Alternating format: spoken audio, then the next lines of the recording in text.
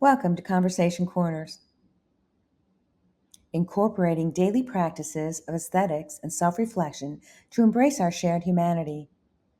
Speakers are Jen Reich and Lorin Hall. This Conversation Corner is brought to you by the American Holistic Nurses Credentialing Corporation, AHNCC. The AHNCC Equality, Equity, Diversity, Inclusion, and Social Justice Committee promotes initiatives, education, and advocacy efforts that embrace our common humanity. Conversation Corners is one of those initiatives.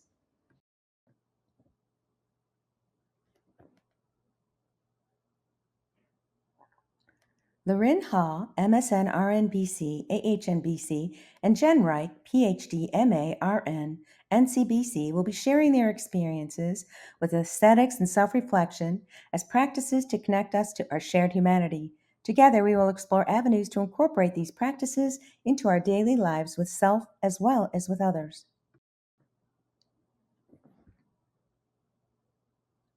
An introduction to the speakers will be presented by Jim Welch.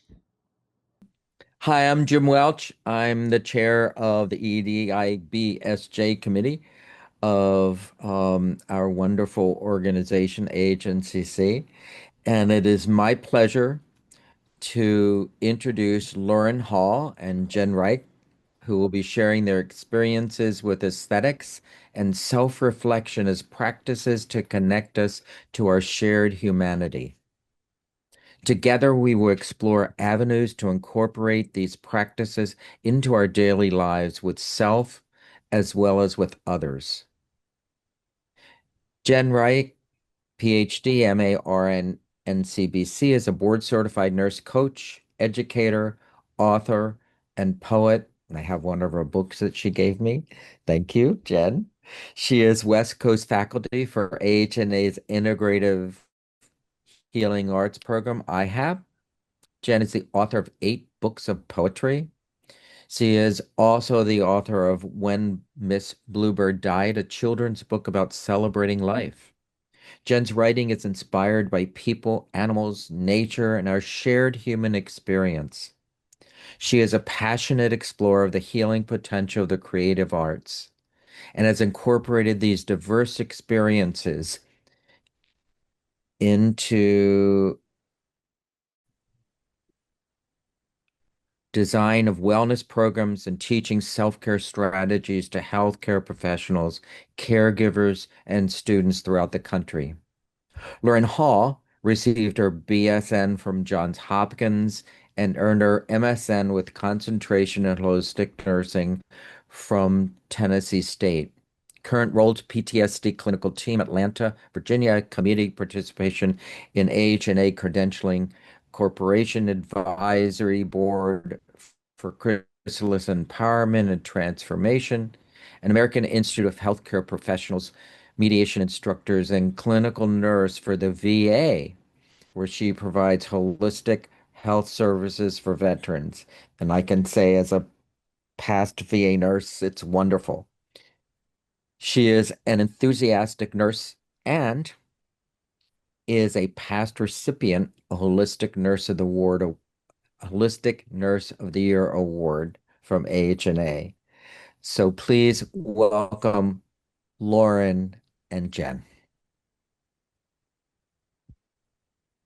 Greetings, good evening. We certainly appreciate all of you choosing to spend your time this evening with us. We'd just like to begin by taking a couple of minutes to get comfortable, ease into that space of energy that I feel and have been feeling actually since most of you have joined us, of our shared humanity. We have so many things in common.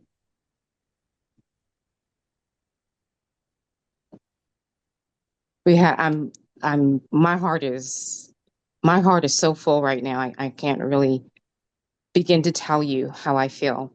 It's just an honor to be able to be with like minds, like spirits, and certainly like hearts.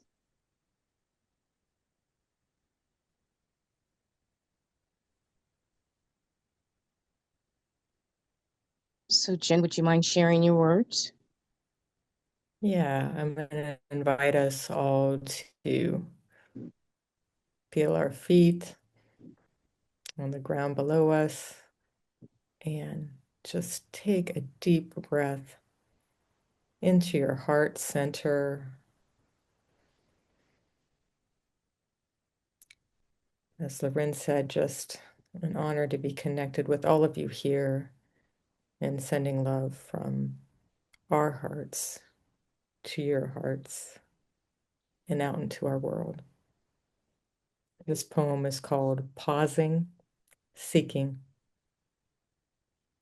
Drawing on experience to pause before I speak, I ask my heart the question, what solution do I seek? And if it is to be at peace in my heart and in my mind, I know that I can speak my truth in a language that is kind. And taking one more deep breath in to our heart, maybe sighing it out if that feels good. And coming back into the space together.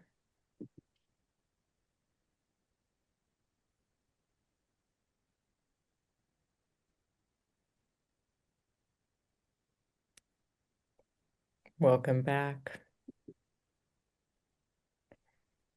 So Mickey, if you don't mind advancing the slides. One more, please. Thank you. So we have some slides, and as Loren and I have presented a lot together over the years, we use them as a guide, but we really want this to be a dialogue and to have you all share. So I'm just going to give a brief overview and Loren jump in here on reflection and reflective practice. And throughout this presentation, we'll offer some strategies, but we'll also ask you some reflective questions that you can take with you after this conversation corner. So just to give you a little background on reflection and self-reflection, there's no one set definition.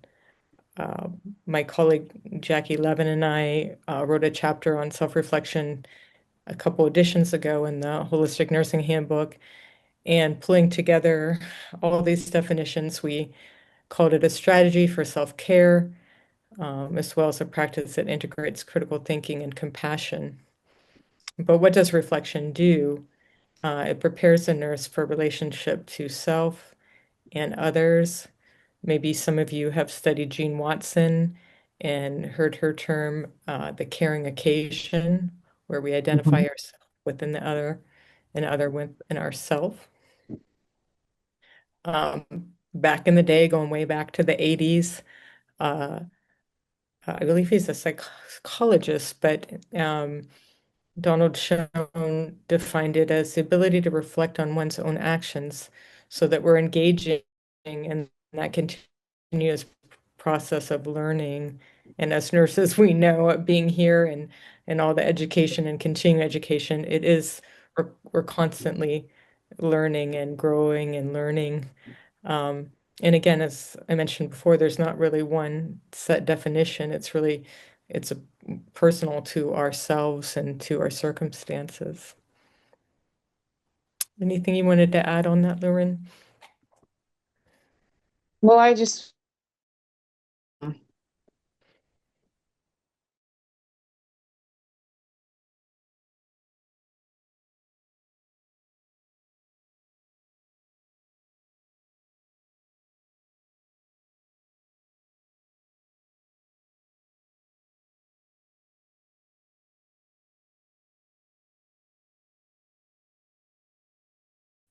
hopefully be less judgmental. I am still human, so there is still, I'm not Deb Shields.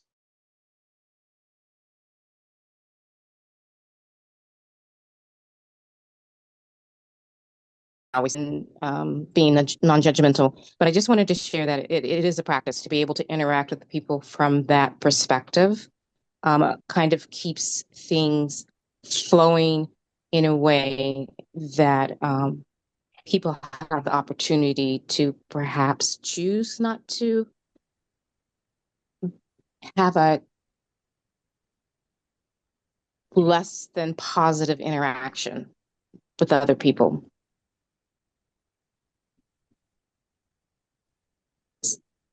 So compassion remains present.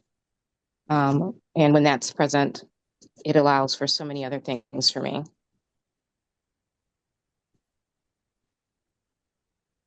Awesome. Next slide, please, Mickey.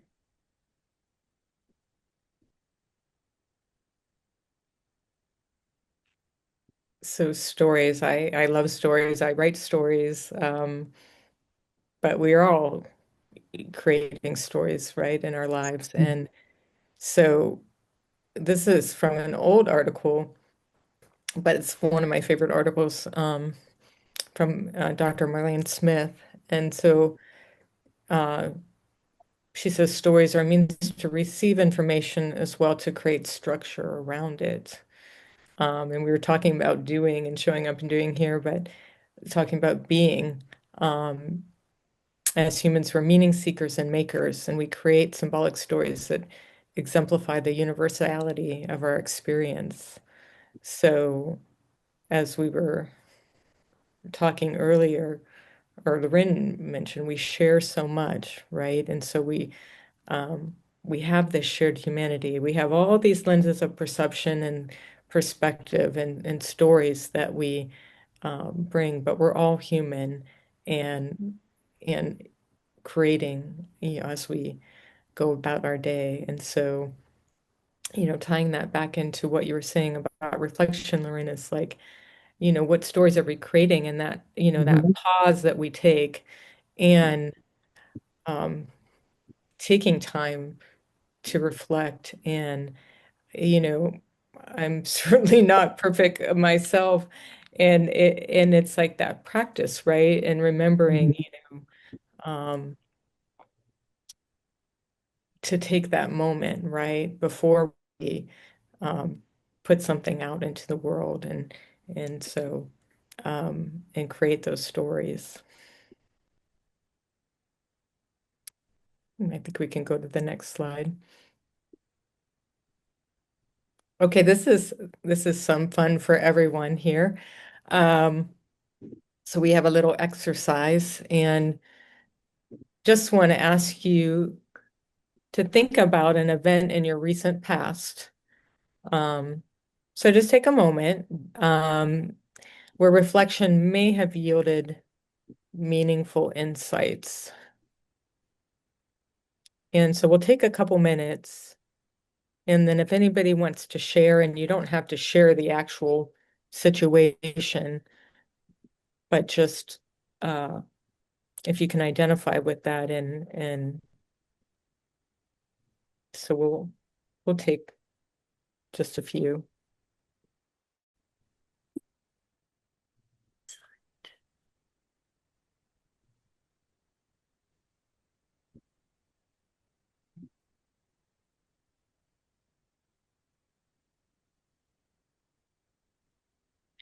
The girls.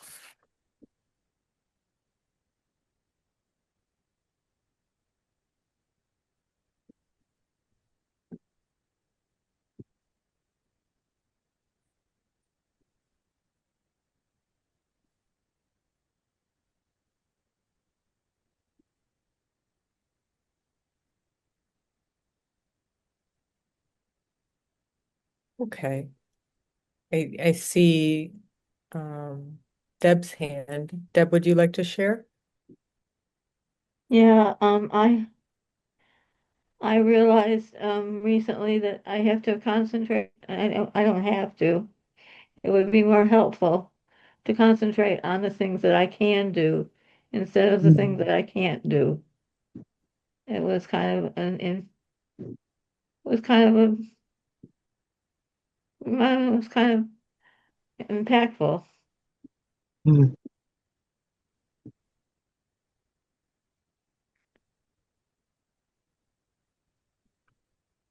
Thank you, Deb. I can't see. Amanda, did you want to share? Sure. Thank you for sharing that, Deb.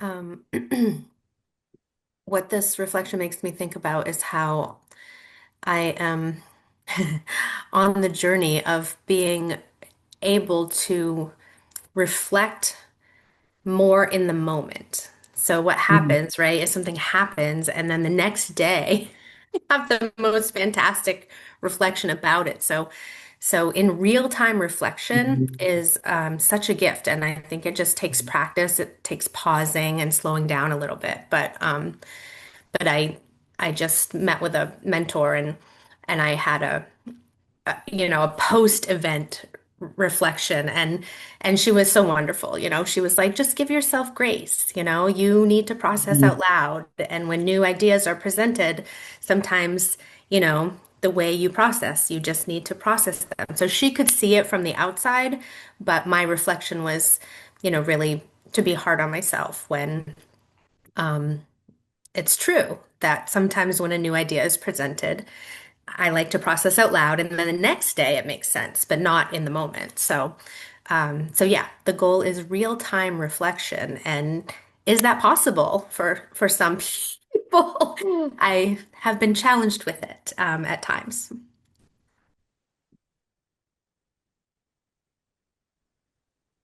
Thanks, Amanda.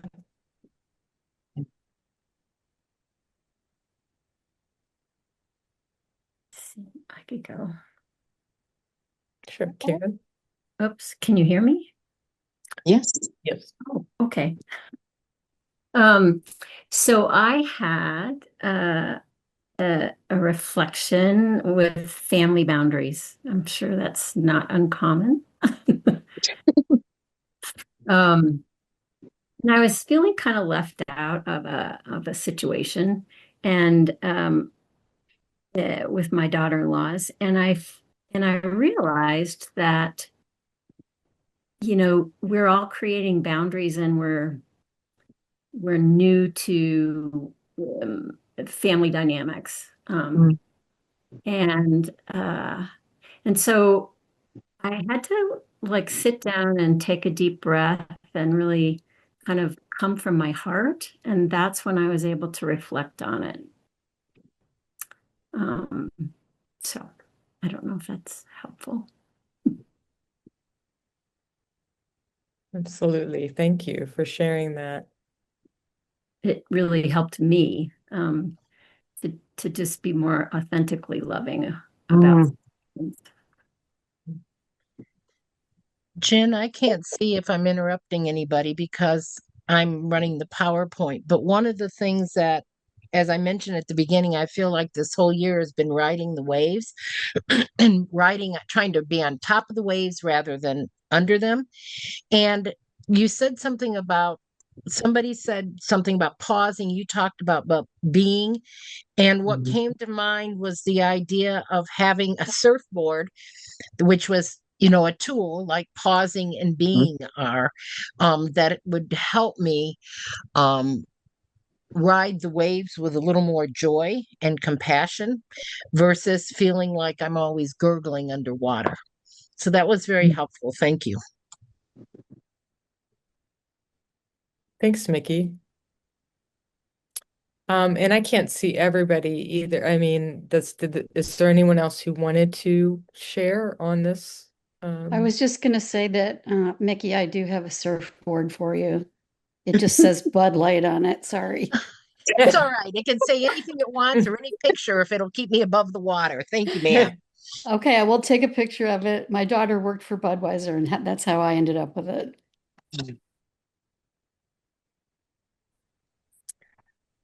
Awesome. Lauren, is there anything you wanted to add before I go to our next question? Well, it's probably reiterating what people have already said. One of the things that I find beneficial about reflecting in the moment is that it allows me during the conversation that I'm maybe having with someone to speak more slowly as I'm speaking now. And it allows the person with whom I'm interacting to perhaps come up with some things that they might not have seen before. So I think it allows grace and space and again, compassion moments that we might rush through by doing it actively as opposed to at the end of my day or after something has happened and trying to process it and rewrite the story, because the stories are always, for me, are always what change during the interactions. That's it.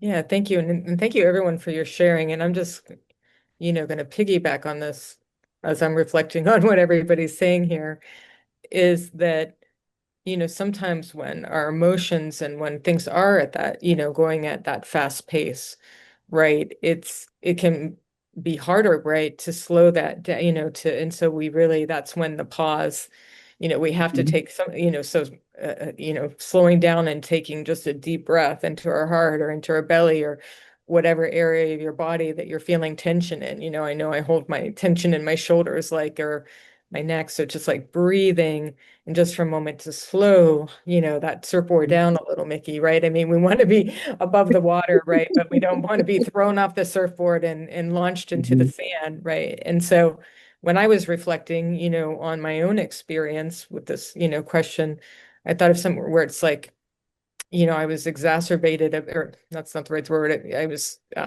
frustrated, right, with this, bill that I shouldn't have been billed for, right? And so, I'm, getting ready. And of course, I'm going to be polite and kind to the customer service, representative. Of course. But I called a number, and this is a lesson to everybody, don't rely on Google for a customer service number, right? And I started talking to somebody and I realized had slowed myself down, right? I was like, whoa, I haven't taken a pause, that this wasn't even a real customer service agent, right? It was somebody that was a scammer, right? And so like, I was just like, oh, I need to call the number and take care of this. And, I've got a lot of things to go in my day, blah, blah, blah. And so I didn't pause, right? And just stop for a moment. And so it was like, wait a second, like slow down, and the experience, why I share this is one, to tell you just on the offside, don't use Google anymore for, like make sure you're looking at an actual customer service number.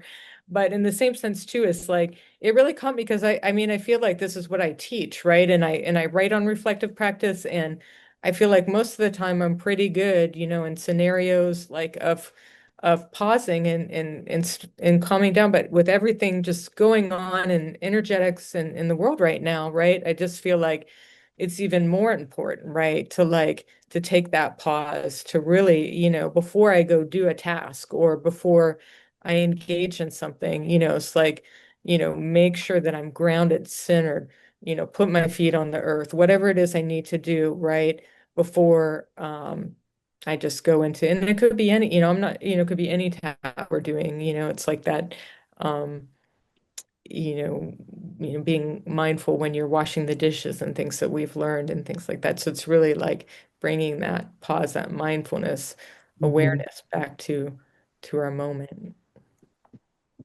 Okay, so that all being said, now moving on to this question that you may not have an answer to now, we're going to talk about some ways to implement a reflective practice. And I'm sure many of you have ways that you might be willing to share with us. But do you see right now any barriers, or what barrier, if you do see barriers, do you have in implementing a reflective practice? And this is open for anybody to share.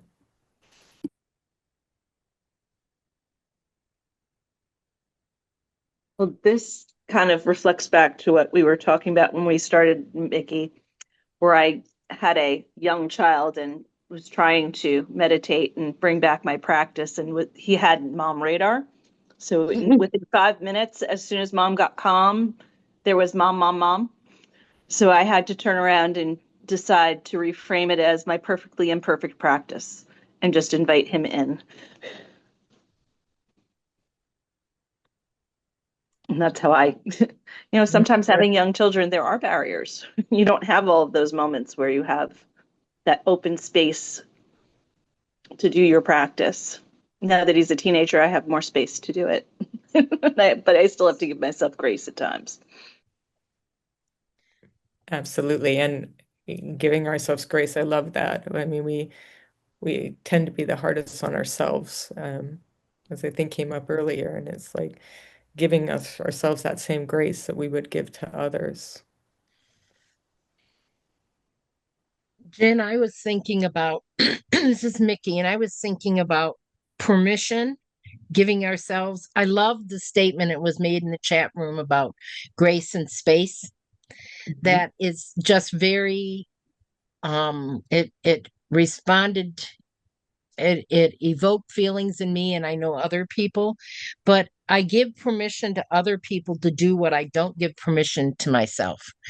And I think that as holistic nurses, that is one of our biggest challenges, is to give ourselves permission to pause, to be, to do the self-care. And the other one of the other barriers is that good old shoulds.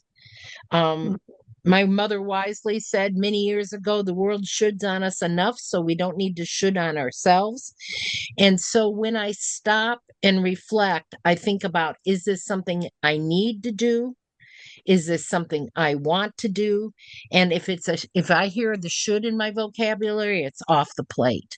So I think shoulds are a big barrier for all of us. And that's because we don't give ourselves the grace. And I think the permission to have that grace, to be as kind to ourselves as we would hope and want to be to others. So those are some of my barriers.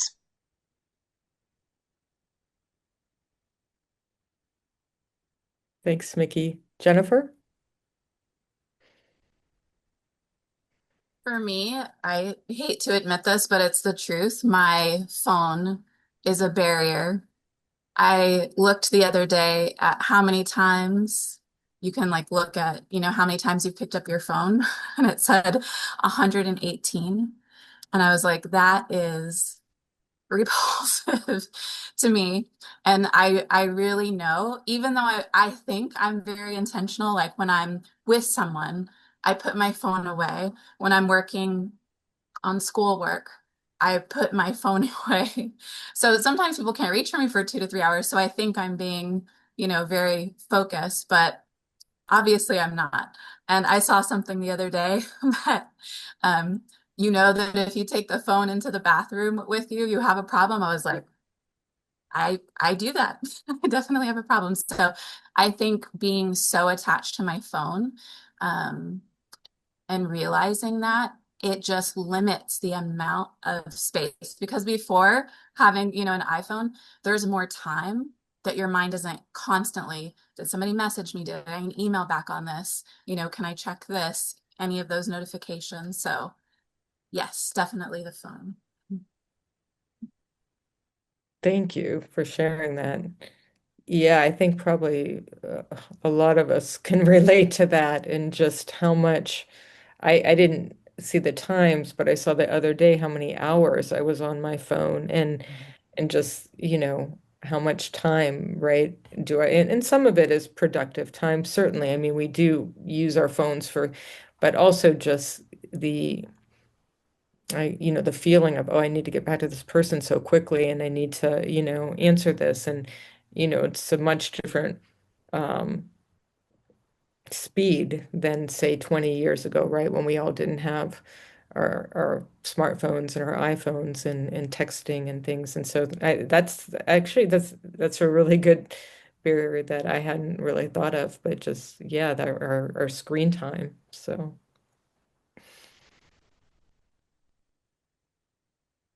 Yeah, so many in urgency and stress. Well, thanks. And I'm just reading the chat now for the suggestions too that everybody's putting in there. So can I see. think that's an excellent barrier. And I think that you talk to young people and they say, oh, I can't make a phone call, or I don't, I'm not comfortable with that. It is a barrier that we don't even think about in daily life because all of us learned how to communicate on Mhm. one-on-one, and we're required to do it as a holistic nurse, whether it's, face on face or whether it's through Zoom. But I think that also gives me a moment to reflect on some of the younger people or younger generations that don't really know how to communicate without that. And what does that mean? Because for me, it's frustrating. I leave my phone in my office, and get a lot of grief from some of my family members on the weekends unless I'm traveling, because I do want the convenience if I break down. But I think that was an excellent barrier that I would not have even thought of. Thank you for sharing it. Mhm. Thank you. So we can go to the next slide. Thanks. Lorraine, you want to take this one?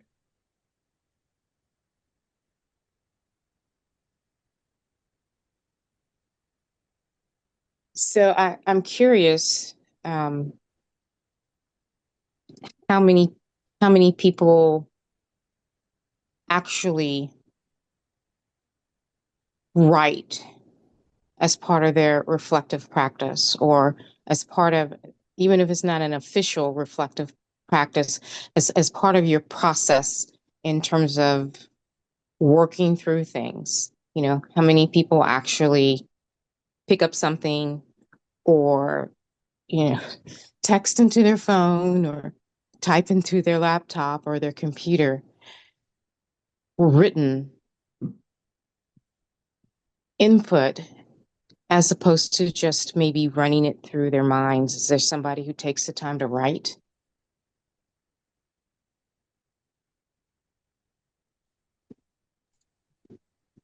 No.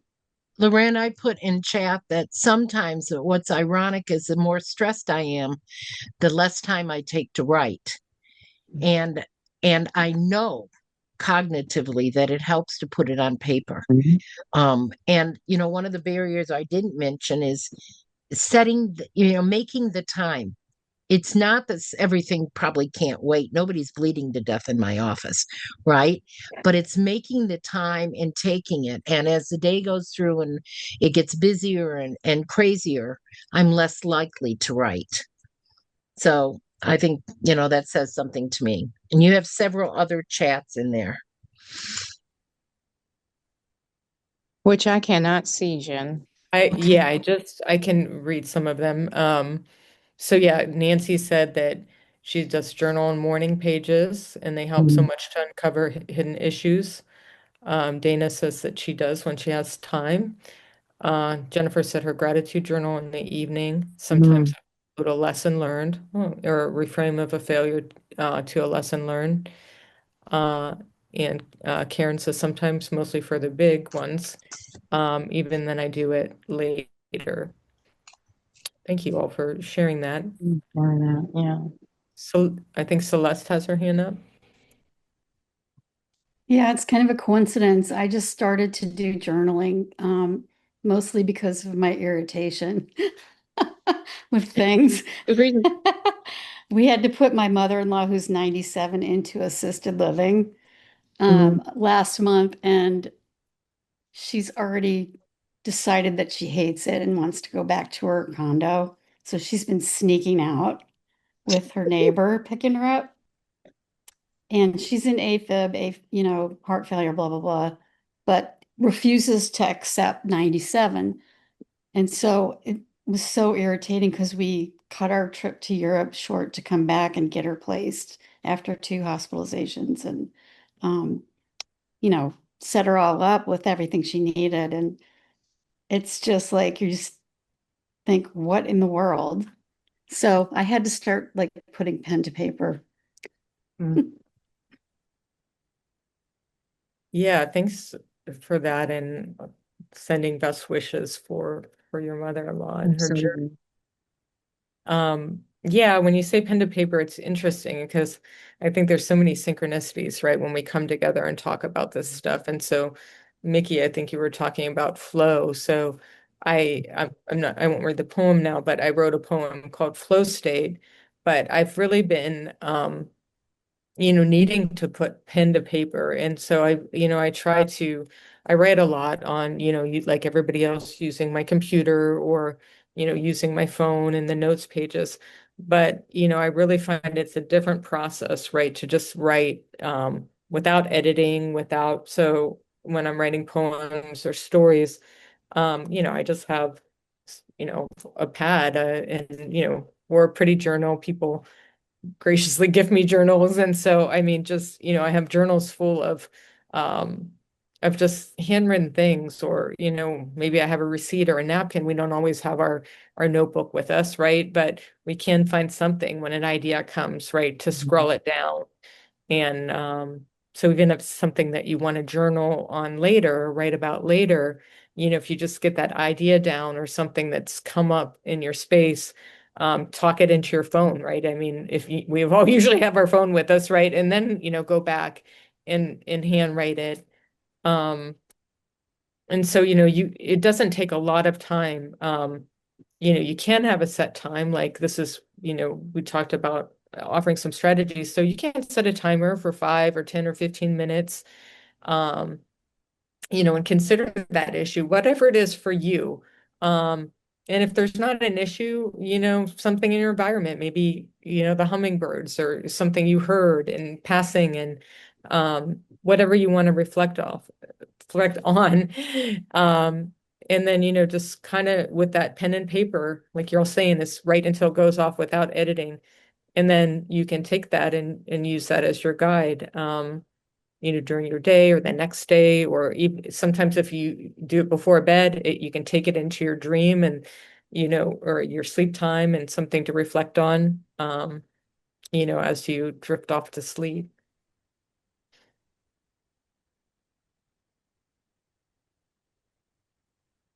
Anything to add to that, Lauren? I know you always have good ideas on these too. Not always, but I was wondering, we had I think it was maybe last week, Jen, we had a conversation about correcting, like changing the story, using some time or using an opportunity to change something that happened. So it may not have been how you wanted it, but we have the power to change it now, right? It doesn't have to stay that way. We can change it to where either we feel better about whatever happened, or perhaps we were better. Speaking for myself, perhaps I was a better person. Jen and I have a be a better person bureau. So when we're a little too much human, we contact the other person and say, I need to be a better person bureau. And we take that as an opportunity to kind of, flip the switch, change things a bit. And I find that very helpful to change the outcome.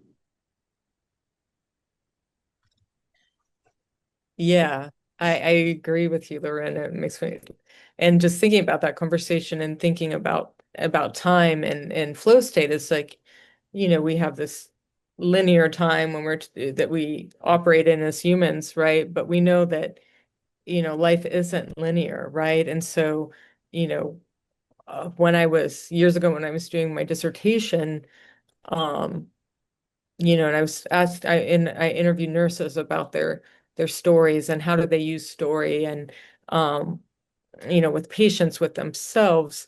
And it wasn't a major, I'm going to the detail, it wasn't a major theme though. It was a qualitative study. So it wasn't one of the major themes, but sometimes something just strikes you that somebody says, right, that really like changes your like perception. And this Mhm. is paraphrased, but one of the nurses was talking about, how something, that may have been painful in the past. And so let's just use med error as an example, like something that, was a painful experience for you as a nurse or as a human. Um, and, that's, part of your story, right? But then if you are able, for example, to help a new, like a new nurse, right, to prevent them from making that same error, or to, to share your story, or to help them through, a similar situation, right? Something that was very negative, right, at that time, or hurtful, however you want to say, the experience of it has changed, right? So you haven't, it's not that physical changing of the past, but it's that experience, right? If we, think in these nonlinear terms, that like, wow, I'm able to help through my story. I'm able to help change somebody's story, or better, help somebody um, going through a similar experience. And it could be anything, right, in our lives, right? And so we think about, reflection and stories, and groups of people who come in together that may have, the same chronic health condition or same issue, and they're able to, reflect and share with each other. It's very, very powerful. Um, and it really can change our experience and perception in our healing journey. There's a few more comments, and I'll share them from the group. Thank you guys for using. So Isabel said in the morning, writing lets her focus for the day and have reflections that are fresh on any events I needed to resolve the day before, after I've slept on them, and had the chance to gain a new perspective. Nancy said Julia Cameron's book, The Artist's Way, talks about morning pages. Do 3 each morning and empty out to invite creativity in. Works so well. Thanks, Nancy. Mickey said 5 minutes each time seems doable. Thanks, Olivia. Olivia says, I love journaling, but I struggled putting pen to paper when I was stressed, and remembered how healing the practice was for me in the past, and decided to start slow. It's great. Gina Lynn said, autumn is a wonderful time to reflect on the things you need to let go of. Absolutely. Fern said, I've tried to start writing and drawing. My new goal to try and reflect morning and the evening. Excellent. And Karen said, one of my mentors recommends asking, where is the yes in the situation? That's good. Sometimes having those very simple guides are very helpful. And I want to say that when Deb said thinking about what I can do, not what I can't do, was very powerful to me, Deb, because I think that when we aim towards the positive, we always come out ahead, and it helps reframe, because life is really hard, period. And so if we are always focusing on what we can't do, or what we don't have, or what we don't want to see happen, we miss all the other possibilities. So thank you, Deb. Yeah, thank you, Devin. Thank you, Mickey, for expanding on that. Yeah, I guess we ready, Lauren, to move to the next slide? Sure. So, there's many ways to write. So we just talked about journaling and morning pages, and all of the offerings you shared. Poetry is another way to reflect, as is story writing. And we wanted to share this with you just as something. We don't have time to do it here in the conversation corner, but we've talked about how we're often, hardest on ourselves and giving ourselves grace. And so this comes right back into it, and just, crafting something that really speaks love to yourself. And there's infinite number of prompts that you can use. We have a few here, but just really, thinking about, like, sitting down with that pen and paper, or your laptop, or whatever. I have some old school typewriters too. And just, picking one or two of these. And especially now, when it could be hard sometimes to really find our joy, but remembering how important it is to really have our joy. So what brings you joy? What are you passionate about? What do I love about myself? What's going well for me now? in that frame of, as just what you were saying, Mickey, framing in what we can do. And then thinking about the words that we use to describe ourselves, are they kind? Are they loving? And what words can we really bring to honor our soul, to honor our presence? And so, it can rhyme, it doesn't have to rhyme, it doesn't have to be a poem in the, it could be a haiku. However it comes out for you. I mean, this is something really to gift yourself. And it could just be, not just, but it could be in your journal as prose, but just thinking um, about self-love and self-care and nurturing and doing something good for yourself.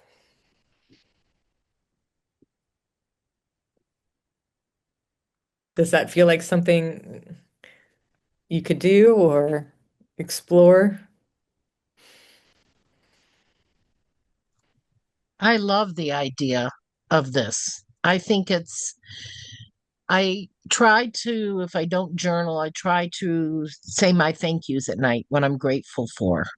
And I'm always amazed at how many things I'm grateful for. It might be that if we're having rain, I'm thankful I got a close parking spot to the grocery store. Or it might be that I made the light was green when I needed to get somewhere. But I really like this idea of doing self-caring poems. I think that we don't probably collectively, we're so busy caring for others, which we're passionate about and we love to do, but don't do enough of this kind of thing where we're using self-talk to reaffirm and um, acknowledge who we are and how amazing we all are.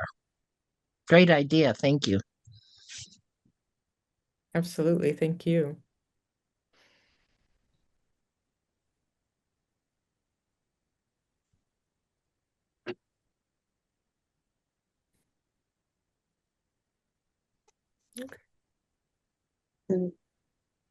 There.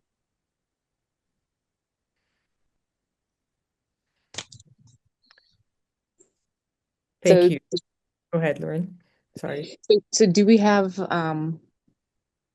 enough time to maybe have people share how nature can inspire reflection?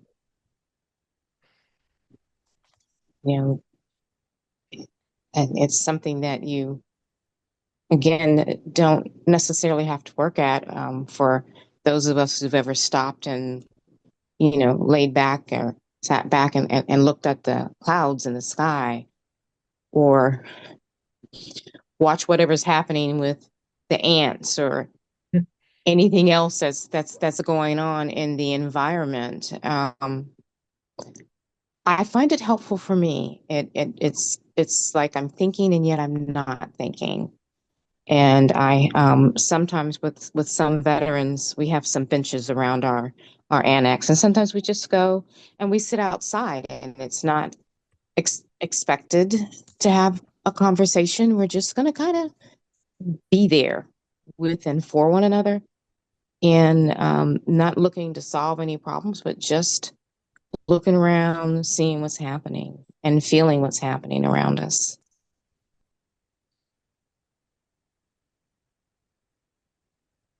Mm. Absolutely. We have some comments on that, Lauren. I can read them. Byrne says nature is her favorite inspiration, to look outside and see all of nature's signs and perfection. It's calming and meditative. Mickey says being one with Mother Nature is very calming. Sorry, Mickey. Nurse Coach Robin says, I love taking photos and sharing them with quotes to encourage others. Nice. Walking mindfulness, my favorite way to just be. Isabel says, I'm at my best in the mountains or a large body of water. My happy place, if I'm to be honest with myself. You know, I have to Jen. say that, sorry, Mick. No, go ahead. I watch sunset every night. It's mandatory in our house. And if I don't come down by 5 o'clock, I get a holler from downstairs. Come on, knock it off. And then, while I'm working, I have these little lovebirds. They're mini like parrots that chirp and hang out here. It reminds me, well, look outside, look at the view, pay attention, you know, take a break. It's great.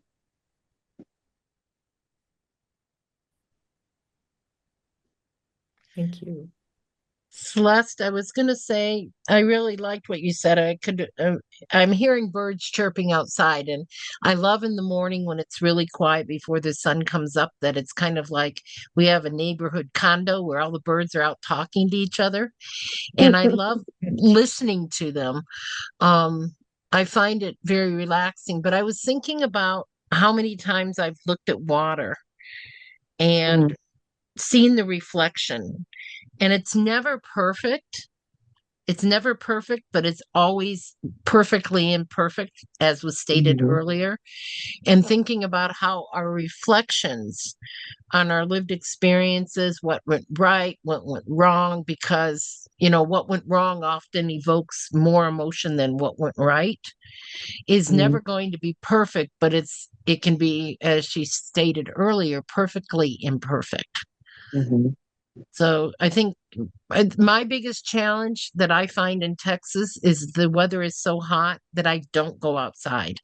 And when I do try to go outside, I can't stay long. Growing up in Michigan, we had seasons. Here it's hot and hotter.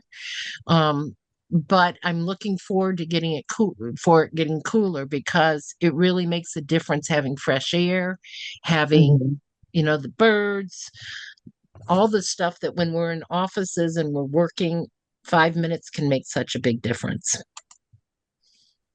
It's true. Yeah, it's a positive outlook on the whole thing, because I got to say, we're sweating a lot here. But I just look at the sunset and it's different every night and it moves around, even though it's difficult to explain. It's the Earth's axis and being close to the equator. But my husband does try to explain it to everyone, because the sunset moves horizontally. And of course, some people were like, no, it doesn't do that. But you're like, yeah, look at it. It's over there. This time last time you visited, it wasn't there. And just, trying to move away from the negative of the day, things drive you nuts, and block out what things in the yard need to be fixed. And, all season, all summer, all season here, like we're pretty joyous because it's like 72 at night. And just taking it all in, and instead of reflecting negatively, reflecting positively. Thanks for that, Celeste. And it's like truly in sync here with what Jennifer shared. She said, I heard someone share the other day that looking for and focusing on the positive is not seeing the world falsely through rose-colored glasses, but actually seeing the world more truly how it actually is due to our negativity bias, where we naturally notice the negative more readily, which gives us an unbalanced, skewed view of reality. Example, we notice the pain in our knee, but not that the rest of our body feels neutral or good. We see the 2 red lights we hit, but not the 10 green ones. So being intentional to look for the positive balances the negativity bias and helps us see the world truly how it is. It's awesome. So that's, going along with what you're saying, and where our attention and our focus is. And she adds, with nature, I love getting outside, widens my perspective. I remember how small I am. I'm in awe of God's creation, the magnitude and majesty, truly. And Mickey said, yes, it does inspire me too, part of the universe, but such a small part.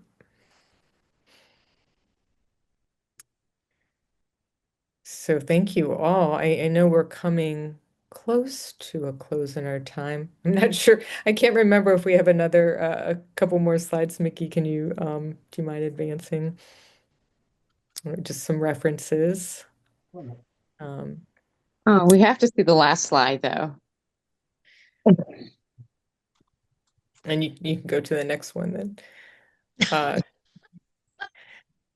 That is one of my dogs, Cleo, who is the master of chill. So if we're talking about a theme of letting go for the fall, she's definitely a teacher on that. So anyway, it's her in her spot on the couch, which nobody else can sit in. So even though she's a little dog, so um, yeah, that's her wisdom that she wanted to share with the group.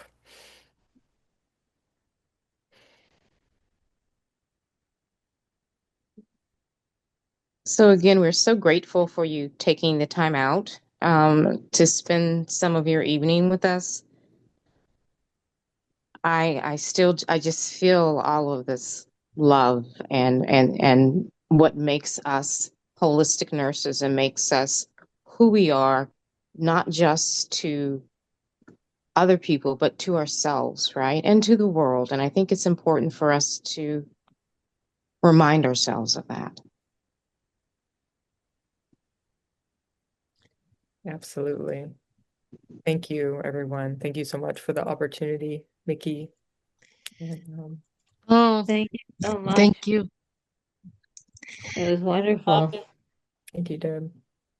Thank you, Deb. Great. Ah! How did I miss you? It is her. I It's see. wonderful. Thank you very much. Thank Very you. much. Thank all of you. Yeah. Jen and Loren, it was exactly what I needed, and I think that's probably true for everybody else. I think that there was enough, you gave us enough pauses to absorb and reflect. You gave us some tools to utilize. And for me, you grounded me because I feel like, okay, I'm back on, I'm back on the surfboard, yippee. Because I think that Christine put a very nice note in there for you guys to take a look at. I mean, about coming together from a plant and Mother Nature perspective. But I think everybody is challenged to be grounded these days. And I loved, Loren, that you said you were more compassionate because I like myself better when I stop and I pause and I do that being, because then I can see the humanity. And you talked about shared humanity. I can see the humanity in those that I'm like, what planet are they from? Well, they're from planet Earth. So sometimes we need that reminder. Mm, And now we can all go not outside. necessarily. I'm trying to give grace to some of the sometimes, because what I do realize is that when I don't self-reflect on negative communications or interactions, I don't show up the way I want to show up. And that is that when you talked about compassion, because I think that that's, as holistic nurses, we all also have our human hats. But when I don't show up nicely or when I'm not kind, I don't like myself for it. And so I would rather be able to live with myself. And thank you for giving me words. And I wrote a whole bunch of things down because now you guys have motivated me to get back to my journal. So thank you. Thank you, everyone. Yeah, Thank you. appreciate it. All right. Thank you Namaste. again.